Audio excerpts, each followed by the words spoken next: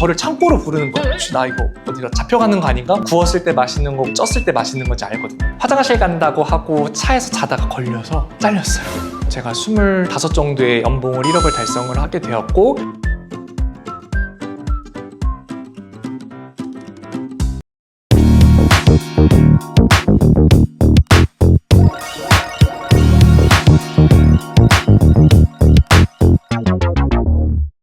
안녕하십니까. 저는 금융교육회사 큐코노믹스의 대표이자 MBTI 연구원에서 강사분들을 양성하고 관리하고 교육하고 있는 이민규 본부장이라고 합니다. 반갑습니다.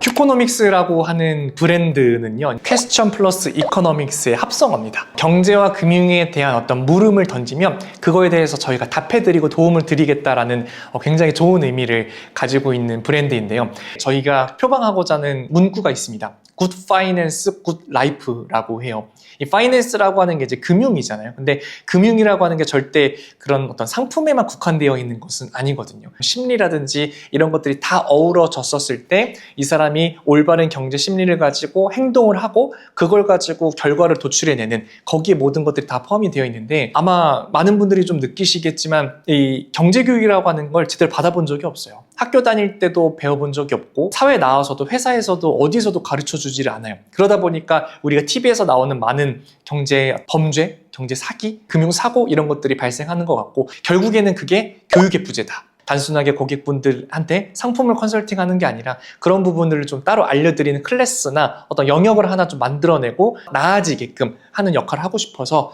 만들게 되었습니다. 제가 원래는 야구선수가 되고 싶어서 어렸을 때 7살 때 아버지가 한 마트에서 사주신 저가의 가죽글러브 그리고 테니스공을 가지고 이제 아버지랑 캐치볼을 하면서 야구에 대한 꿈을 키우게 됐는데, 사실 야구선수라는 게 돈이 많이 들잖아요. 중학교 3학년 이제 올라가려고 하는 시점에 부모님께서 민규야, 이제 야구는 그만하자라고 얘기를 하시는 겁니다.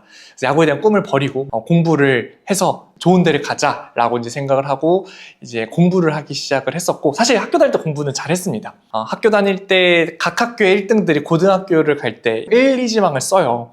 근데 제가 1지망을 쓸 때까지 각 학교 1등이 못 썼어요. 저랑 겹치면은 안 될 정도로 그때 당시에는 되게 이제 유명하긴 했었는데, 이제 그러면서 사실 공부만 하는 거는 또 너무 지루하고 또 꿈을 찾아야겠다라고 생각을 해서 어떤 꿈을 가지면 좋을까를 고민을 하던 그때 어떤 일이 터졌냐면요, 그 우리나라 경제 위기, 서프라임 모기지론, 리만 브라더스 사태가 터진 거예요.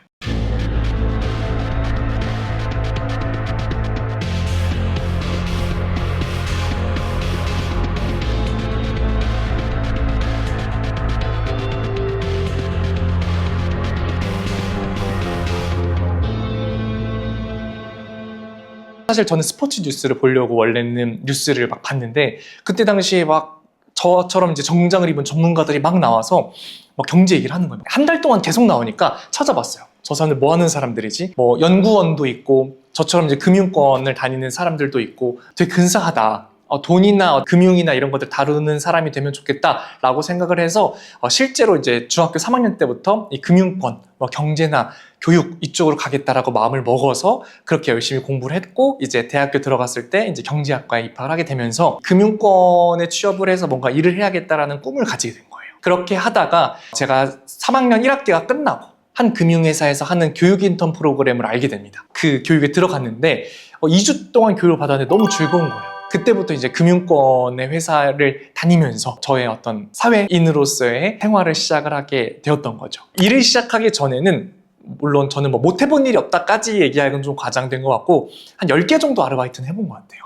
여기 건물이 있잖아요. 건물이 지금 에어컨이 나오는데 에어컨의 필터가 여기만 있는 게 아니라 이게 지하에 있거나 혹은 옥상에 있어요. 그리고 우리 공조 필터라고 하거든요. 그 공조 필터를 갈아야 돼요. 그게 사람이 직접 들어가서 갈아야 돼요. 이제 그런 것들은 사실 그때 당시 시급이 되게 비쌌어요. 그때 제가 그 시급이 8,000원을 받았거든요. 그거 하나 가는데. 그래서 그런 되게 어려운 일도 해봤었고, 제가 사실 가장 첫 번째로 했었던 아르바이트가 뭐냐면 군고구마 알바였어요. 군고구마 알바. 처음에 이제 편의점 알바를 딱 소개를 받아서 갔는데 편의점 알바를 전 안 시키는 거예요. 예쁘장한 여성분이 앉아 계셨어요. 딱 봐도 저분이 하겠다. 나보단 예쁜 사람이 앉아서 하는 게 낫겠다라고 하고 점주님이 저를 창고로 부르는 거예요. 나 엄마한테 알바한다고 얘기 안 하고 왔는데 혹시 나 이거 어디다 잡혀가는 거 아닌가? 막 걱정을 했어요. 어두운 창고로 들어간 거예요. 근데 갑자기 그 기기를 뭔가 끌고 나오시더라고요. 알고 보니까 그게 전기 군고구마였던 거예요. 그거를 막 질질질 끄고 나와서 연결을 했어요. 연결했는데 고구마가 없는 거예요. 그래서 점주님 고구마 어디 있으니까 당신이 사오셔야 된다고. 고구마를 사본 적도 없고 맨날 엄마가 해주시는 것만 먹어봤는데 편의점 근처 시장에 가서 고구마를 제가 또 직접 골랐어요. 그때 이후로는 제일 맛있는 고구마가 뭔지 알아요. 어떤 게 구웠을 때 맛있는 거고 어떤 게 쪘을 때 맛있는 건지 알거든요. 그렇게 해가지고 막 아르바이트 하면서 돈도 막 벌고 그랬었던 기억도 있고 그렇게 해가지고 돈을 열심히 모았었는데 제가 그런 아르바이트를 했었던 이유가 있어요. 왜 그랬냐면 돈이 없어서는 아니었거든요. 다른 아르바이트, 과외 알바도 해봤지만 그렇게 하면 시급이 더 셌어요. 10,000원, 20,000원 했으니까. 근데 제가 나중에 금융권에 가고 싶었고 경제교육을 하고 싶었고 그러려면 돈의 의미를 알아야 되겠다고 생각을 한 거예요. 내가 몸 힘들게 땀을 흘려서 이만큼 벌어봤고 이렇게 해서 어렵게 번다라는 그 경험이 있어야 나중에 그런 것들을 남들한테 얘기할 수 있을 것 같아서 그런 걸 통해서 아마 제가 이 자리에 올 수 있지 않았나 생각이 듭니다. 집안에 어떤 좀 일이 생겨가지고 제가 번 거 이상으로 돈이 많이 나가야 될 때가 사실 생겼었어요. 그러니까 돈이 제가 일하는 것보다는 더 필요했었고 당장에 뭔가 소득이 들어와야 되기 때문에 제가 하는 일 자체는 어느 정도의 미래를 내다보고 씨를 뿌린 다음에 거두는 그런 것들도 포함이 되다 보니까 제가 처음으로 편의점 알바를 제대로 시작을 하게 된 거예요. 그리고 하나만 한 게 아니라 편의점을 3개를 했어요. 우리나라의 대표적인 편의점 3개가 있잖아요. 그거를 하루 빼놓고 월화, 수목, 토, 일 을 했었고 그것도 아르바이트 사이트를 들어가면 시급 높은 순으로 떠요. 그럼 높은 순으로 골라가지고 지역별로 했었고 제가 보통 상담이 한 9시, 10시쯤 끝납니다. 그럼 끝나고 야간 알바를 하러 가는 거예요. 그럼 11시부터 다음날 아침 5시, 6시까지 그걸 또 3개나 했는데 그 중에 하나는 제가 너무 졸려가지고 화장실 간다고 하고 차에서 자다가 걸려서 잘렸어요. 그리고 또 편의점 알바 해보신 분들은 아시겠지만 뒷방이 있어요. 정리하는 방. 근데 거기서도 몰래 중간중간 자다가 사장님이 CCTV를 보고 계셨나 봐요.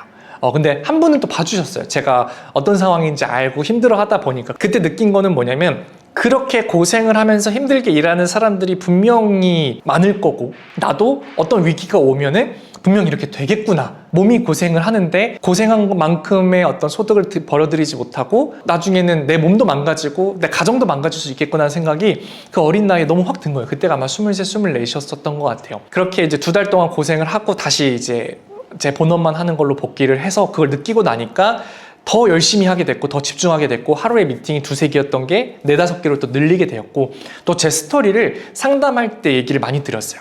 제가 하는 일을 잘 모르시는 분도 계실 수 있겠는데 메인으로 하는 잡은 고객님들의 포트폴리오 짜고 금융상품 컨설팅하는 역할이거든요. 그래서 그거를 교육식으로 많이 바꾸자라고 노력을 했었어요. 그래서 제가 갖고 있었던 스토리 그다음에 이걸 풀어가는 것 자체를 교육적으로 풀어가다 보니까 업적이 향상되기 시작합니다. 왜냐하면 고객님들이 진심을 알아주시더라고요. 옛날에는 너무 그냥 감성적인 얘기라고 생각을 했어요. 고객이 나의 진심을 알아준다? 그게 와닿지 않았거든요. 근데 그 스토리들을 얘기를 드리고 저는 이런 식으로 일을 하는 사람이다라고 얘기를 했더니 저를 더 믿고 맡겨주시고 주변 분들도 많이 연결을 시켜주시다 보니까 제가 24, 5 정도의 연봉을 1억을 달성을 하게 되었고 30살에는 이제 연봉 2억이 넘게 되었거든요. 그래서 지금은 거의 3억 가까이를 제가 본업으로 벌고 있는데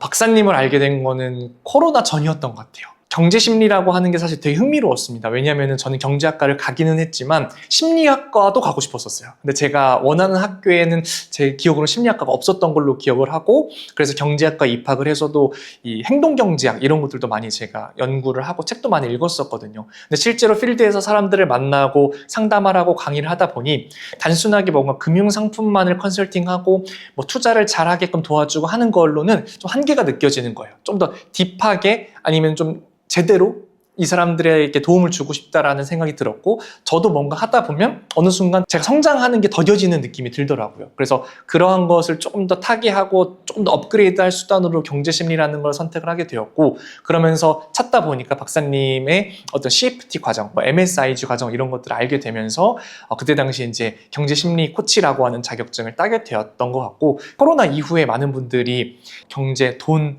뭐 수익률, 상품 이런 것들 되게 회의감을 많이 느끼는 것 같더라고요. 많이 질려하기도 하고 근데 또 안 할 수는 없고 그래서 저도 전문가로서 이런 것들을 잘 도와드리고 잘 이어나가기 위해서는 이 무기가 반드시 필요하다고 생각을 해서 5년 만에 다시 박사님을 찾아온 것 같습니다. 네, 많이 바뀌었습니다. 일단 하는 내용도 달라졌고 뭐 상담 내용이라든지 스킬도 달라졌을 뿐더러 말의 힘이 조금 달라진 것 같아요. 왜냐면 심리라고 하는 거는 단순하게 눈에 보이는 게 아니라 눈에 보이지 않는 것들이잖아요. 근데 그런 거를 짚어주는 거는 사실은 되게 어려워요. 심리학을 전공을 하든 경제학을 전공을 하든 둘 중에 하나는 해야지 잘할 수 있다고 생각을 하거든요. 그런 걸 배우고 나니까 물론 저 자체도 매우 달라졌지만 이 고객들이나 강의를 할 때 교육생분들한테 전달하고자 하는 메시지에 대한 말의 힘이 실리는 것도 달라지고 그게 달라지니까 들으시는 분들의 어떤 만족도도 많이 높아졌던 것 같습니다. 제가 읽었었던 돈 관련 책들은 재테크 트렌드 아니면 뭐 성공했었던 사람들의 스토리 이런 것들이 되게 많았던 것 같아요. 물론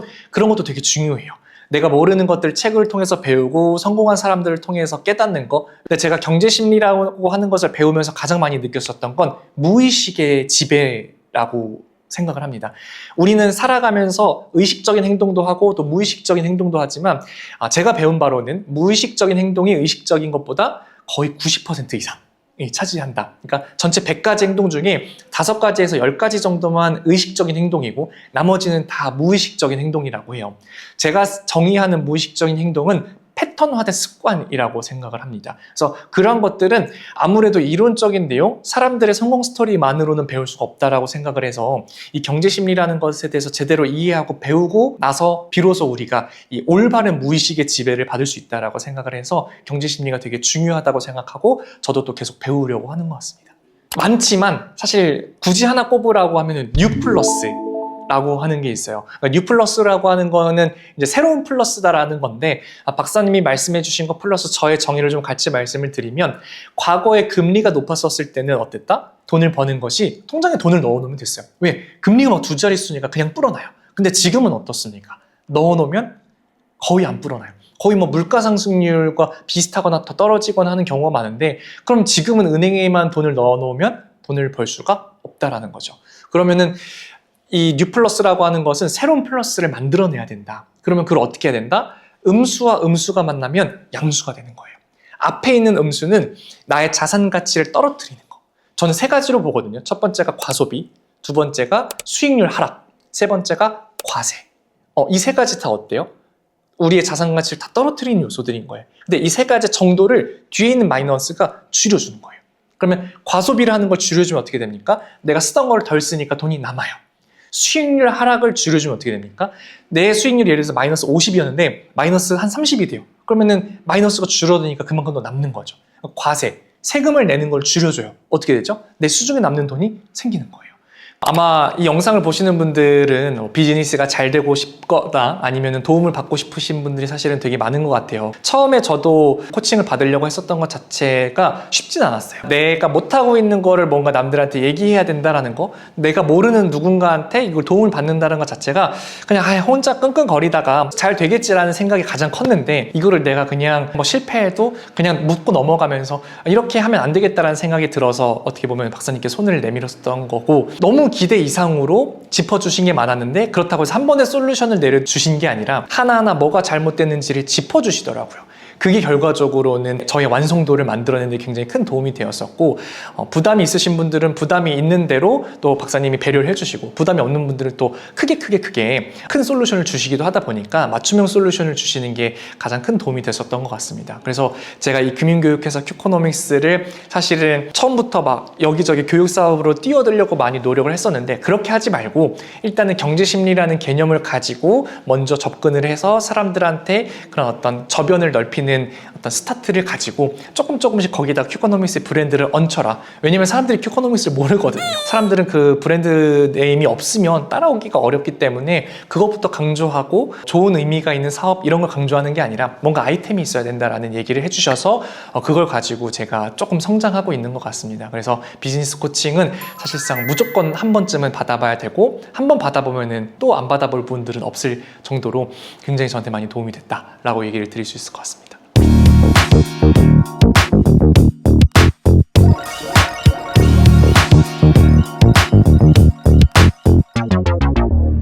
저는 나중에 금융 패스라는 거를 만들고 싶어요. 우리 코로나 시절 때 코로나 패스 기억나시죠? 이 백신 패스가 있어야지만 들어갈 수가 있었잖아요. 근데 우리나라에서는 상담을 받고 싶어 하는 사람들 되게 많아요. 그다음에 상담을 하려고 하는 그런 전문가들도 되게 많아요. 근데 이들을 매칭하는 것 자체가 사실 그런 시스템이 없을 뿐더러 결과가 제대로 잘 이어지는 경우들이 사실 많지는 않더라고요. 그래서 저는 상담받고 싶어하는 사람들, 상담해주고 싶어하는 사람들을 연결시켜주는 금융 패스를 나중에 만들려고 합니다. 상담받고 싶어하는 사람들도 레벨 테스트를 통해서 레벨을 맞추고요.